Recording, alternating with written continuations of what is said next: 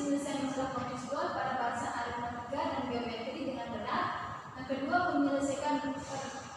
menganalisis penyelesaian masalah kontekstual pada deret aritmatika dan geometri dengan tepat. Yang terakhir, memecahkan masalah kontekstual yang berkaitan dengan permasalahan bahasa dan deret aritmatika dan geometri dengan benar. Nah, materi sebelumnya, apa kalian masih ingat pertemuan sebelumnya itu kita membahas mengenai apa? Sisipan barisan geometri, Bu. Oke, betul. Nah, kemarin juga sudah disampaikan kan buat kalian mempelajari sedikit mengenai memecahkan masalah kontekstual yang berkaitan dengan bahasa dan deret. Nah, kalian coba cermati masalah yang ada di layar ini. Silakan kalian tuliskan apa saja yang kalian ketahui tentang masalah yang ada di sini. Ada di layar. Masalah apa saja yang diketahui dan apa saja yang ditanyakan. Silakan kalian amati dan tuliskan. Bagaimana? Ada yang tahu? Bisa ke kanan? Bagaimana? Fadila? Untuk awal tahun 2016 sudah penduduk 200.000 jiwa. Nah, kemudian untuk pertumbuhan penduduk itu sekitar 2% per tahun. Terus kemudian yang ditanya itu berapa jumlah penduduk di tahun 2023 di akhir tahun 2022. Oke, jadi di sini permasalahannya itu yang ditanyakan berapa jumlah penduduk di kota tersebut pada akhir tahun 2023. Nah, untuk menyelesaikan masalah yang di depan, kalian akan dibagi menjadi beberapa kelompok. Nah, ada kegiatan kita kali ini yang pertama itu membentuk kelompok. Nah, kalian akan dibagi menjadi beberapa kelompok sama seperti pertemuan sebelumnya. Selanjutnya diskusi kelompok. Nah, nanti setiap kelompok akan dibagikan RKPD untuk didiskusikan dengan anggota kelompok masing-masing sehingga bisa menyelesaikan masalah yang ada. Nah, selanjutnya penyampaian hasil diskusi. Setelah kalian selesai berdiskusi kelompok, salah satu dari perwakilan kelompok maju untuk mempresentasikan hasilnya. Yang terakhir yaitu tanya jawab. Nanti setelah kelompok yang maju selesai mempresentasikan hasil kerja kelompoknya, kalian kelompok yang lain bisa menanggapi. Oke. Silakan nanti kita bagikan. Ini RKPD-nya.